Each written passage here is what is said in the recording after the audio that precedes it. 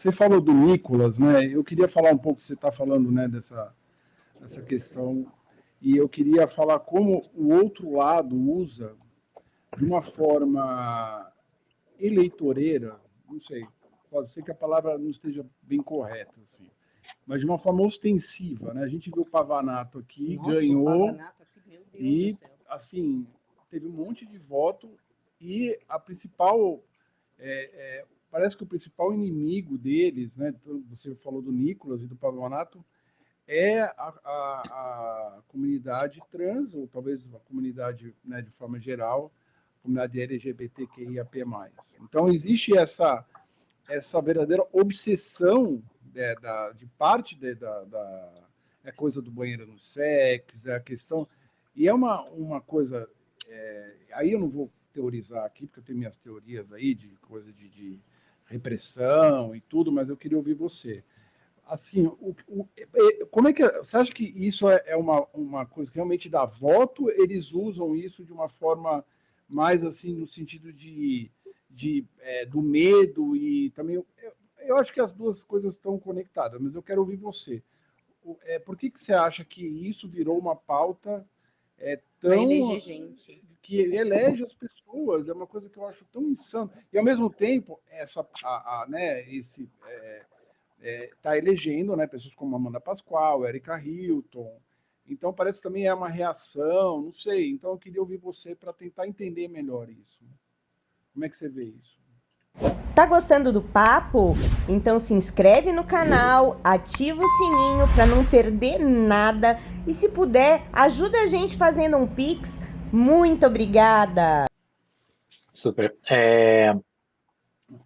Eu discordo um pouco dessa opinião do uso mais instrumental, de que seja algo pontual, assim. Eu acho que são existências extremamente opostas mesmo, e essas existências, elas, assim, a gente vem ganhando muito a guerra, né?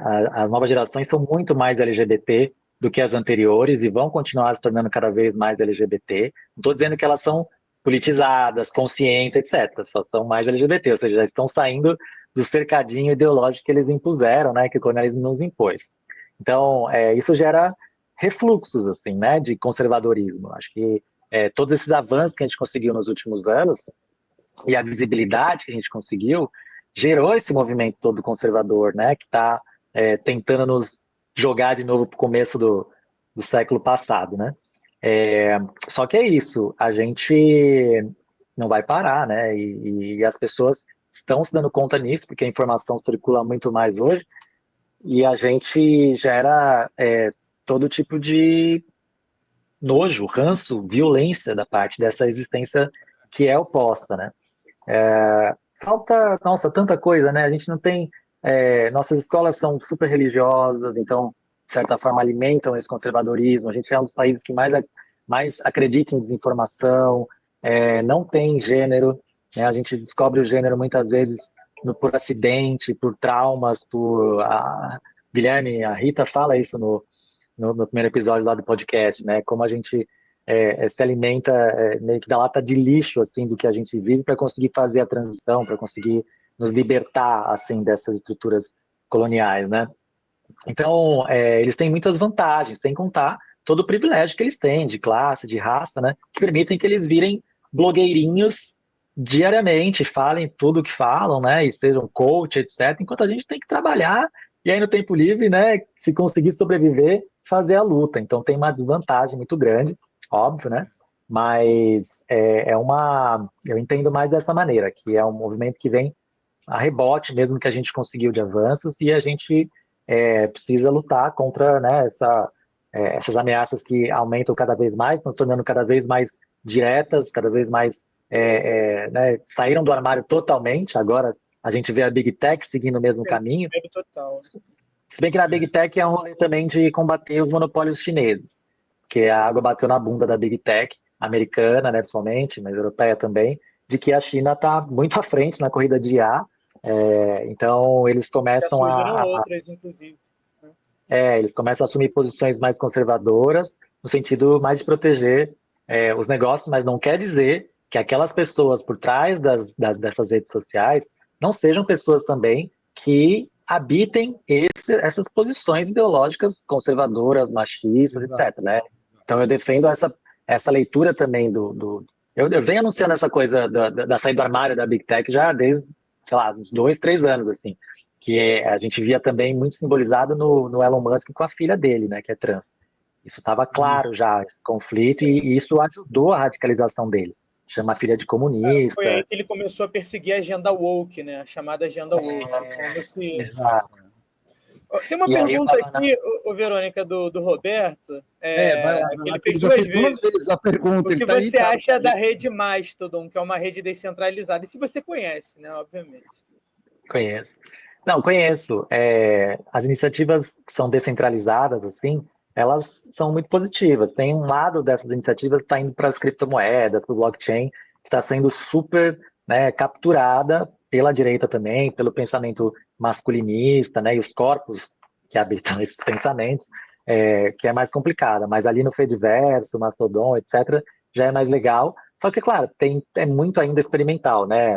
A gente tem muito que avançar ali também, por exemplo, nessa coisa da moderação. Como é que seria a moderação num Fediverso, ou seja, em redes federadas, né?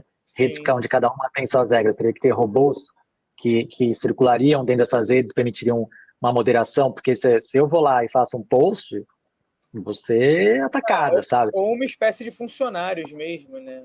Para fazer essa mediação. Organizações por trás que possam fazer uma moderação. Então tem essas questões que precisam ser resolvidas, mas de toda forma eu venho defendendo essa coisa que a gente precisa estar nas redes sociais, né, da Big Tech, ocupar, regular. Então são várias batalhas juntas, né? Ocupar para ser influente, regular para que não vá para os caminhos que estão, né, tentando levar, desenvolver tecnologias alternativas, e aí nesse sentido usar tecnologias como, por exemplo, do Fediverso, né, conectar com essas iniciativas que fazem todo sentido. Mas tem várias, essa Web 3, 4, enfim, esse futuro da web está em disputa. Tem várias iniciativas centralizadas que, né, tem blockchain por um lado, tem Solid, que é do Tim Berners-Lee, que fundou o www por outro lado, tem Fediverso também. Então são várias. Mas é legal que a gente comece a ver essa disputa não só por dentro da web, porque a Big Tech domina muito a web, mas isso já é na camada de protocolos, coisas que estão, né, numa camada inferior ao que a gente conhece como web. Então é interessante ver as discussões indo para esse sentido.